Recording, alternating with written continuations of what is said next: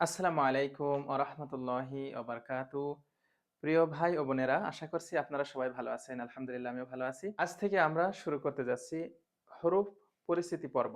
আমরা যেহেতু এই বইটার উপরে ক্লাস করছি, তাই এই বইটাতে যেভাবে সাজানো আছে অক্ষরগুলো সেভাবেই আমরা পড়ব।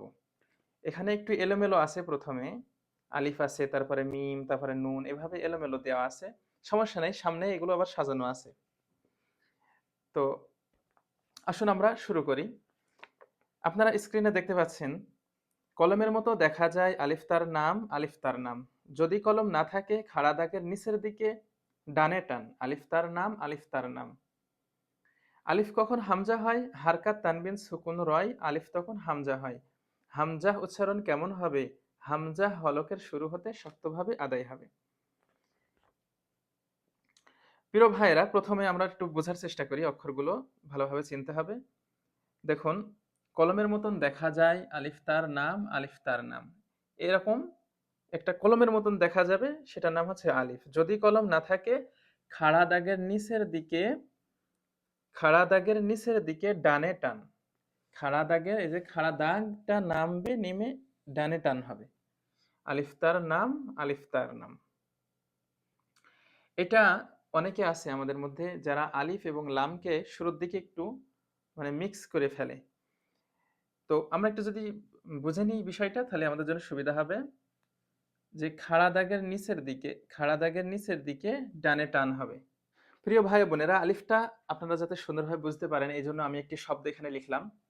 দেখুন, শুরুতে হচ্ছে কলমের মতন দেখা যায়, এই যে এটা আলিফ জবর, আলিফকে আমরা আলিফ বলবো না, পড়ার সময় আমরা যখন জের জবর পেশ থাকবে তখন হামজা বলতে হয়। তো আমরা বলছি হামজা জবর আ, আ লাগবে এই শিনের সাথে, আশ, শিন জবর শা, শা লাগবে এর সাথে শাই, আশ শাই।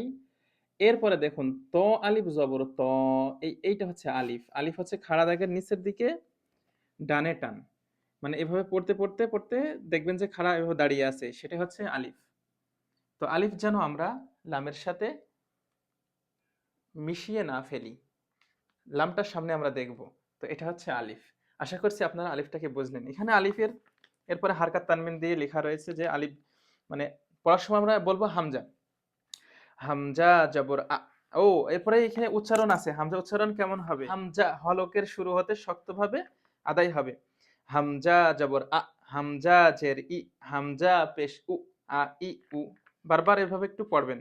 হামজা দুই জবর আন, হামজা দুই জের ইন, হামজা দুই পেশ উন, আন ইন উন। লাঠির মতন দেখা যায় তার নাম মিম, তার নাম মিম। লাঠির মতন দেখা যায় যার মাথা নিচে, তার নাম মিম, তার নাম মিম। তাহলে এটা হচ্ছে মিম। আমরা মিমের এখানে একটু হারকাতটা পড়ি। মিম জবর মা, মিম জের মি, মিম পেশ মু, মা মি মু। মিম দুই জবর মান, মিম দুই জের মিন, মিম দুই পেশ মুন, মান মিন মুন। মিম, মিম জবর মা, মিম জের মি, মা মি। মিম জবর মা, মিম পেশ মু, মা মু। হামজা জবর আ, মিম জের মি, আমি। হামজা জের ই, মিম জবর মা, আমা। প্রিয় ভাইরা, এই যে এখানে যে পিডিএফটা আপনারা দেখবেন, পড়বেন, এই পিডিএফে এগুলো বারবার একটু পড়েন যাতে আপনাদের বুঝতে সুবিধা হয়। এখন আমরা আমাদের ৩ নম্বর অক্ষর নুন দেখব। চাঁদের মতো দেখা যায় উপরে এক ফোঁটা। এই যে চাঁদের মতন দেখা যায় উপরে একটা ফোঁটা, তার নাম নুন, তার নাম নুন।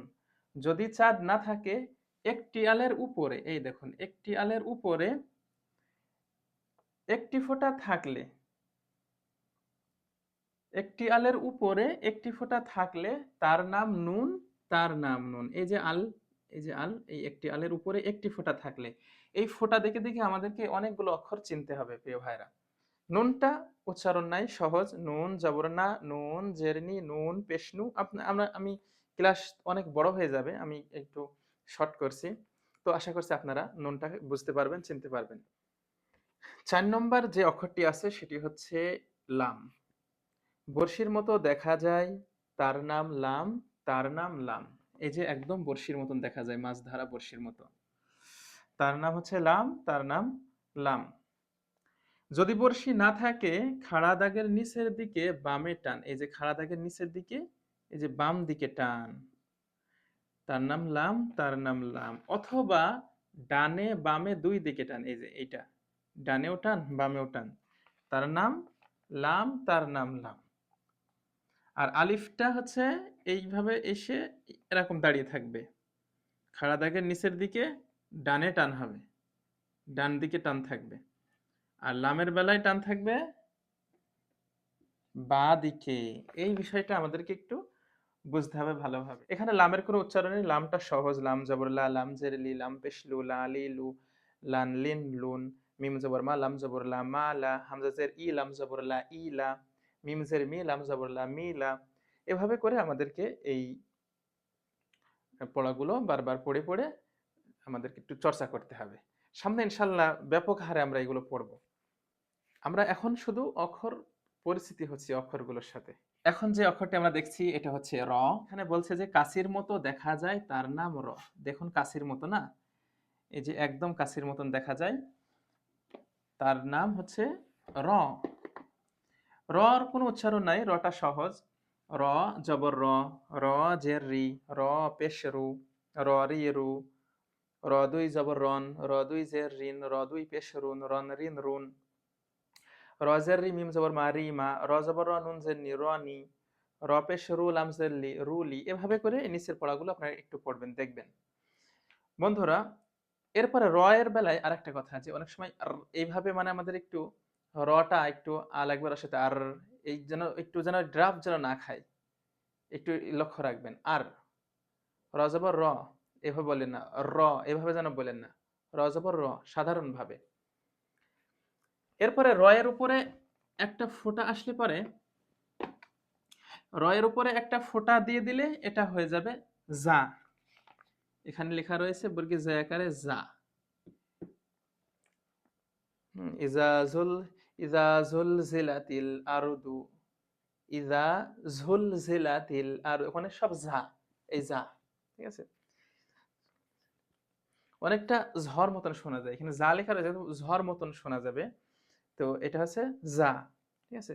এই যার উচ্চারণ আছে, যা সামনের নিচের দাঁতের আগা হতে শীষ সহ পাতলা ভাবে আদায় হবে যা। ইজা ঝুলঝিলাতিল, একটু ঝা মতন, এবারে ঝা মতন একটু শীষ মতন হবে ঝা, ঠিক আছে।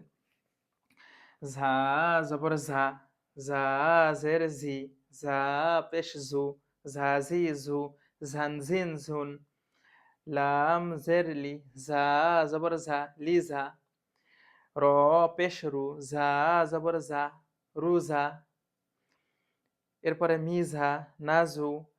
এভাবে করে নিচের পড়াগুলো আপনারা একটু দেখ। ক্লাসগুলো বেশি দীর্ঘ হোক এটা আমি চাই না, অনেক কিছুই আমি এখানে স্কিপ করছি। আলিফ, মিম, নুন, লাম, র এবং জা, এই কয়টি অক্ষর আপনারা চিনতে পেরেছেন।